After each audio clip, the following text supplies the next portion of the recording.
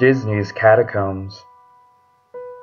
So a couple years back, my buddies and I tried to stay in the park after closing time. Our plan was to just take pictures, nothing sinister or anything like that. We just wanted to be able to say we did it, you know? Basically, we snuck from the bathroom to bathroom, corner to corner, and managed to stay there until they closed the gates and the maintenance team got to work. We were really surprised we hadn't gotten caught. It was almost strange, considering how much talking up Disney's security gets. Our hearts were beating like crazy, and we sat there for a while, hiding behind a tombstone by the Haunted Mansion. We noticed that it's true. The Disney staff had signed their names on every tombstone.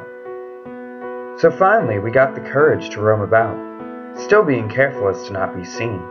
It was really eerie. The occasional guard or maintenance worker would walk by, and we would just duck or hide behind a corner. It worked for about half an hour. Of course, we couldn't keep this up for long, and yeah, they caught us. I mean, give us props for even attempting and succeeding. But that's not where the story ends. So the first thing we said when they caught us was, "Are you going to take us down to the dungeon?" And we laughed. The security guard chuckled too, so the mood wasn't too dreary. He told us we weren't the first people to try and sneak in after hours, but he wanted to know how we did it. We explained the situation, and he actually laughed and said that wasn't a bad plan.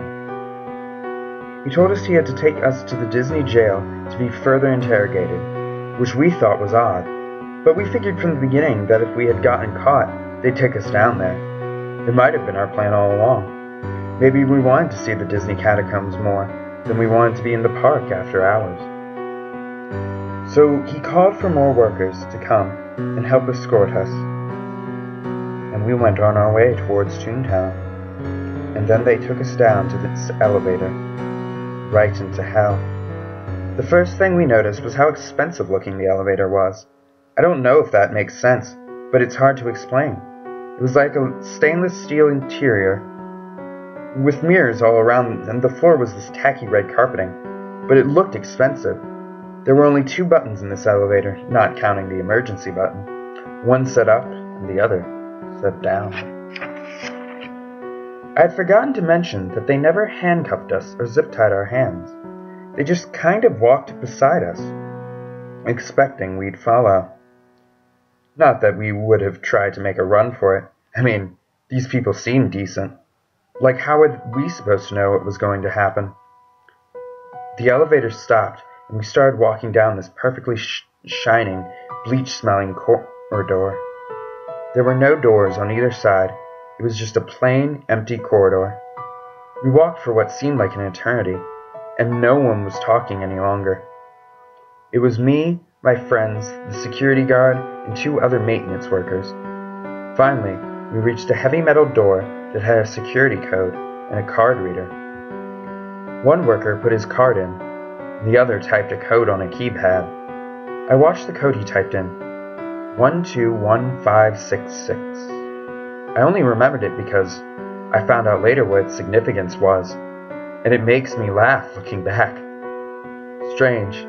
It's strange that I could laugh looking back. They led me and my friends into another corridor. This one had doors down the hallway walls. Each door had a little plexiglass square, a 10 by 10 inch window at the top right corner. It looked sort of like a psych ward, to be honest, not so much like a jail. He led us to room 1901, and inside was a single desk, with surprisingly 3 chairs for me and each of my friends. Then they let us in there all alone, closing the door on the way out.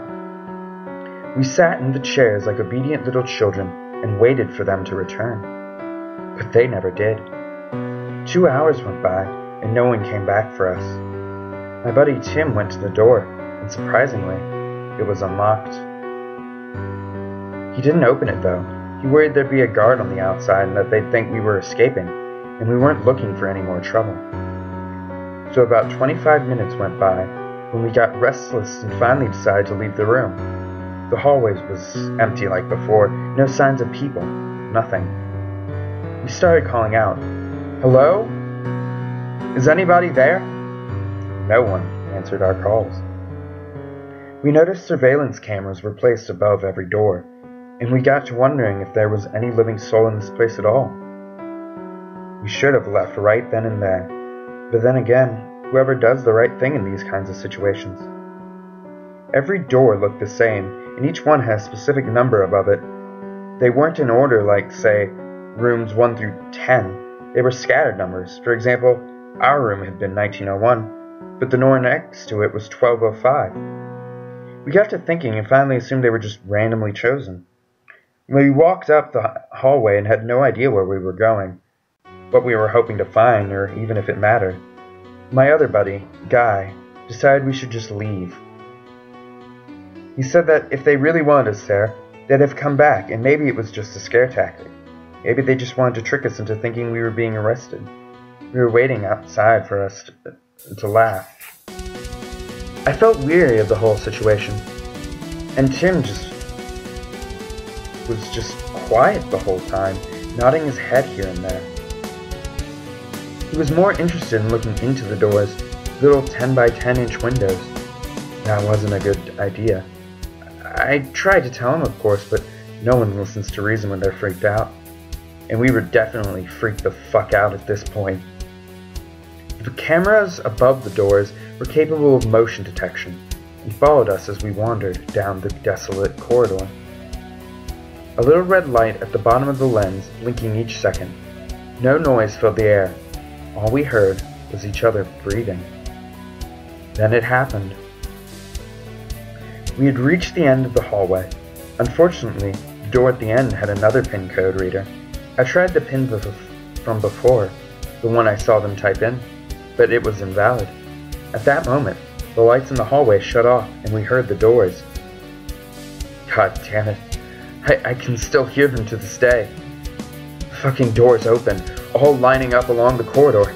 They made a subtle creak and then a boom as they hit the wall beside them with force. As I said, I entered the invalid code into the keypad. The lights shut off and the doors opened, except the door with the keypad. We also noticed as the doors opened, each doorway had a little bit of light seeping from its open pathway. We stood there, stunned for a good 5 minutes, not knowing what to do. We figured we tripped some alarm and that this was just a protocol, a standard drill in case of any attempted escape. What were we supposed to think? So we turned the other direction, away from the locked door. A sense of panic hit all three of us for some reason, and we got the urge to run. No one agreed to running. It was like we all knew we had to. At the time, some sort of instinct, like a baby gazelle knowing when to run from a lion. We were in a lion's den all right. It wasn't until the 10th door we passed that we began to look into the doorways as we passed them. Standing at the doorways were all people in costume. We were running past Donalds, Mickeys, Goofies, Plutos, and all different kinds of different Disney characters. It was insane, and we screamed at the top of our lungs. I know they say never look back behind you as you run, but I did. They were leaving their rooms and following us, not running, just casually walking toward us. I think that is what made it that much more terrifying, almost like they knew we had nowhere to go. Now I don't know if it was all in my head, just from sheer panic and fear of the moment, but I swear I could hear on my mother's life I heard, "It's a small world," playing over an intercom. I have a fear of dolls, and the ride always gave me the creeps my whole life. Now I could see them, the little robotic dolls standing in the doorways as we passed, still following with the costume characters. The dolls weren't chasing us, thank God. I would have died from a heart attack if I had seen the dolls following suit, but they didn't. It didn't make the situation all that better. I mean, how many times have you been followed by a group of costume individuals seemingly out to fucking eat you alive? At least that's what I told myself, to keep myself moving. Something meant being devoured by fucking Donald Duck. I didn't know about you, but I wouldn't want to go out like that. Kim was crying, Guy was sweating and breathing heavily, and I just kept turning my head to see if we were being followed. And of course we were. I'm not sure how many doors had passed at this point, or if there were really any different characters at each door, but I knew that this hallway had to end at some point. and we were getting the fuck out of this place pronto. Easier said than done. I looked back after another minute or two of running and noticed that there was nothing behind us anymore that we could see. I heard footsteps, but figured we had gotten so far ahead that they were just still walking casually, like before. The hallway was still going on for what seemed like forever, and Guy needed to stop, or he was going to faint from exhaustion. The door behind us was open, and the light was on, but nothing was inside. I decided we would hide in there until we caught our breath and could continue onward. As we closed the door behind us, I noticed the room was 1966. Again, that meant nothing at the time. Tim was pacing the room, Guy was laying on the floor, still breathing pretty hard, and I was at the window. Looking out, I saw nothing. No more music, no nothing.